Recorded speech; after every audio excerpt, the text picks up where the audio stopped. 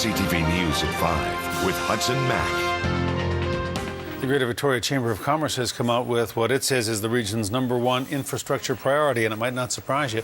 The Chamber says an overpass on the Trans-Canada Highway at Mackenzie Avenue should and must be the top priority for the capital region.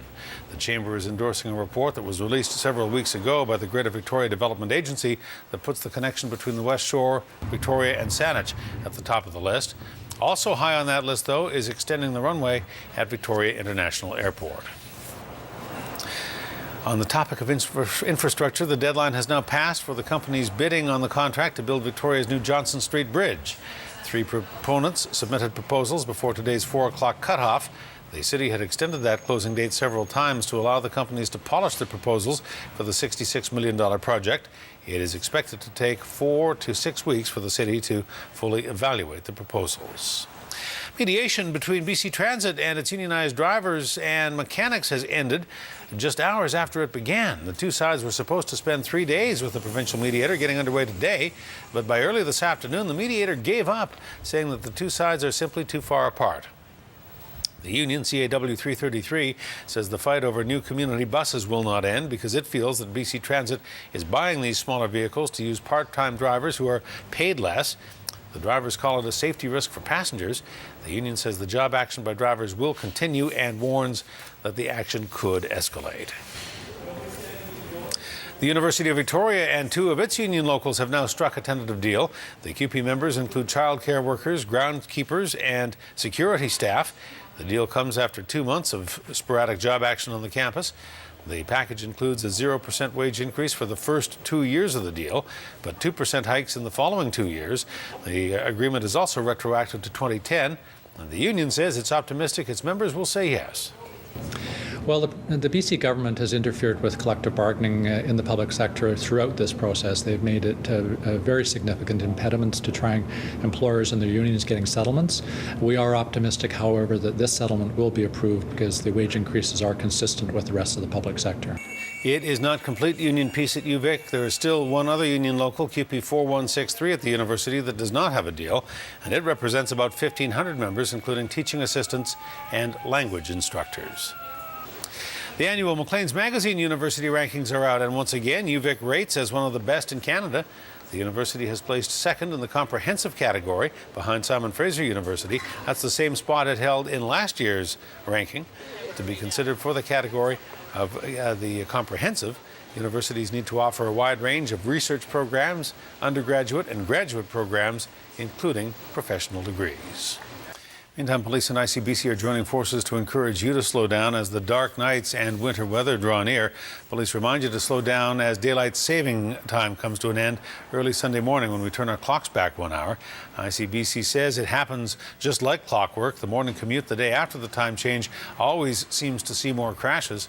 And officers say they'll be keeping a close eye out for speeders, aggressive and careless drivers. Throughout November, motorists will see police and Speed Watch volunteers across the province looking for drivers who are breaking the law and speeding or not driving to road conditions. If you are caught, you will face consequences. And it happens at this time every year. Police say crashes involving death or injury increased by nearly 50% October through December. Langford firefighters lost a bet with officers at the West Shore RCMP detachment today, and they had to hold up their end of it. Instead of fighting fires, they were turning their hoses on RCMP cruisers. The two groups had teamed up for a blood drive, agreeing that whoever donated the most would get their service vehicles washed and would get a free lunch. Firefighters thought they were on top, but they say at the last minute, the Mounties came on with a red surge.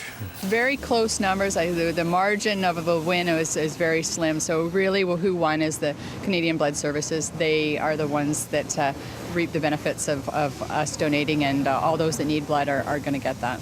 It helped with create the awareness that there's always a need to donate blood. And of course, we did increase the number of units that Red Cross received or the Canadian Blood Service received, and that is a benefit to our community.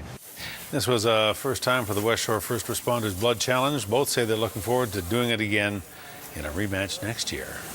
Severe weather elsewhere in the world. Southern India being whipped by a powerful cyclone, heavy rain and a strong storm surge.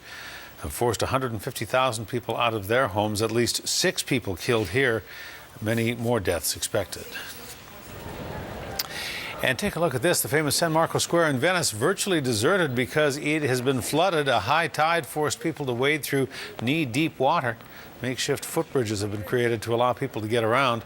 Water levels in Venice about 103 centimeters above normal. Greater Victoria students are leaving their classrooms to net more knowledge on spawning salmon.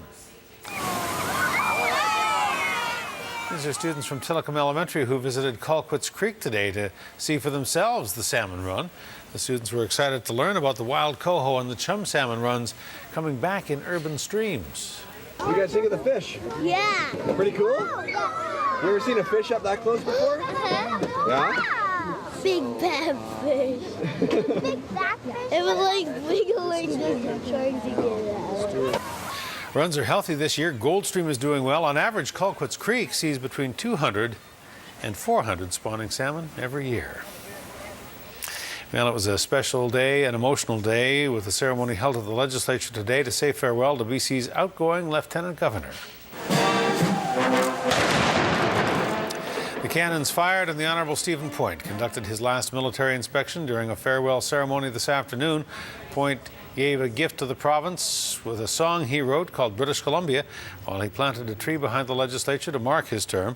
Point says his time at Government House serving British Columbians has been a true honour.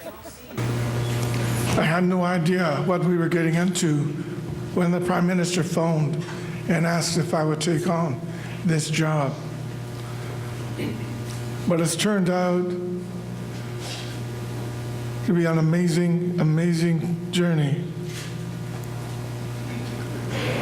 And I'm taking away from this much more, I believe, than I brought to it. I'm taking away the friendship of all those that I've had the privilege of meeting and speaking with and working with.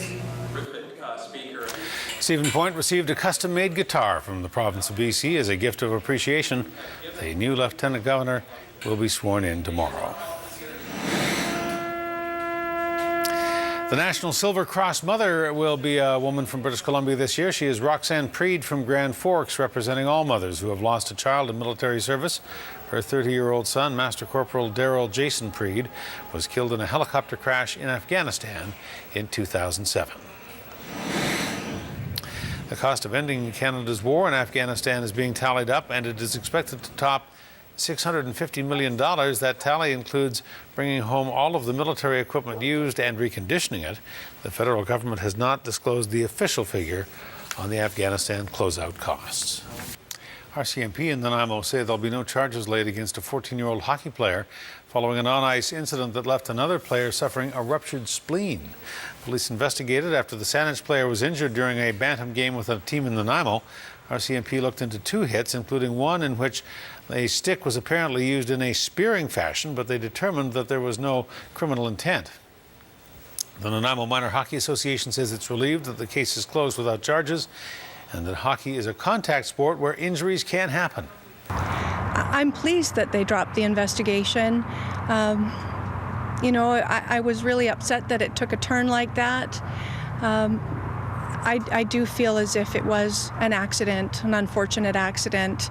So to find that the police dropped their charges and the investigation ceased, it just made sense that it was an unfortunate accident. There was no criminal intent, not a criminal act to have a collision with a boy and cause injury. RCMP say the players and their parents are also satisfied with the investigation.